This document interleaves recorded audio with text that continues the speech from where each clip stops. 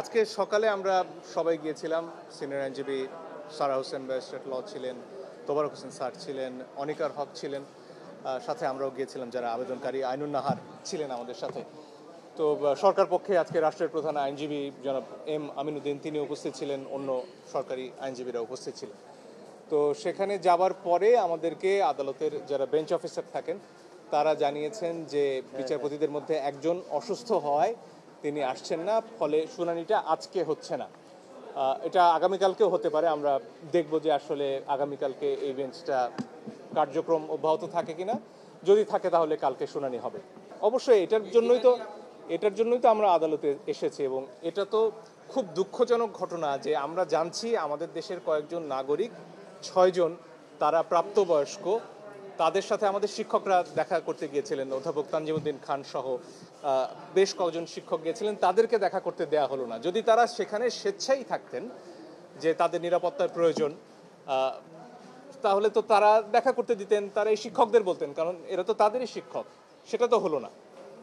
এই ছাত্ররা যদি সেখানে স্বেচ্ছায় থাকেন তাহলে কেন তাদের গণমাধ্যমের সামনেই কথা বলতে দেওয়া হচ্ছে না, কেন ভিডিও আলাদা করে ছাড়া হচ্ছে?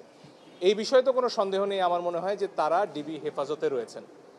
সরকারের তরফ থেকে কালকে 3 জন অতিরিক্ত অ্যাটর্নি জেনারেল যে কথাটা বলেছেন যে তারা নিরাপত্তার অভাব বোধ করায় তারা সেখানে আছেন, এই তো তাদের কথা।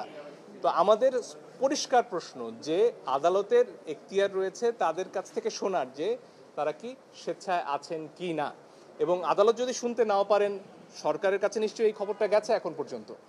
তো তারা গণমাধ্যমের সামনে এদেরকে কথা বলতে দিন, গণমাধ্যমে এসে তারা বলুন যে তারা স্বেচ্ছায় আছেন, এবং গণমাধ্যম দেখুক যে তাদের সামনে অস্ত্র নেই, তারা কোনো রকম চাপে নেই।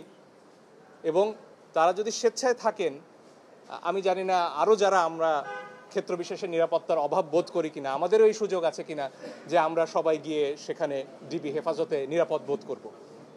এই ধরনের কোনো আইন আছে কিনা, যদি না থাকে তাহলে কি বিচারে আসলে ডিবি কার্যালয়ে গোয়েন্দা বিভাগ যাদের কাজ মামলার তদন্ত করা, সেখানে একজন মানুষ নিরাপত্তার জন্য যাবেন কেন, নিকটস্থ থানায় নয়? সেই প্রশ্নগুলো স্বাভাবিকভাবে সামনে আসে। এই ব্যাপারে একটা কথা দ্ব্যর্থহীনভাবে বলতে চাই, আমি কোনো সময় কোনো রাজনৈতিক দলের সাথে জড়িত ছিলাম না। তবে আইনের ভাষায় একটা কথা আছে, বিলো কন্টেম্পট, যে এমন কিছু কথা আছে যেটার প্রতিবাদ করা আসলে সেই কথাটাকে গুরুত্ব দেয়া।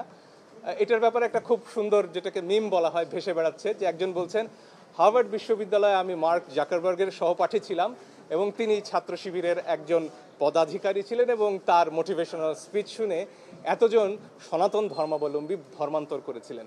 তো আমার মনে হয় এ যুগের তারুণ্য এই প্রশ্নগুলোর, এই কাদা ছোড়াছুড়ির, এই কাউকে রাজাকার বলা, কাউকে শিবির বলা, কাউকে জামাত বলা, এসবের উত্তর দেওয়ার জন্য যথেষ্ট। আমার দিক থেকে ব্যক্তিগতভাবে এই প্রশ্নের উত্তর দেওয়ারও আমি প্রয়োজন মনে করি না।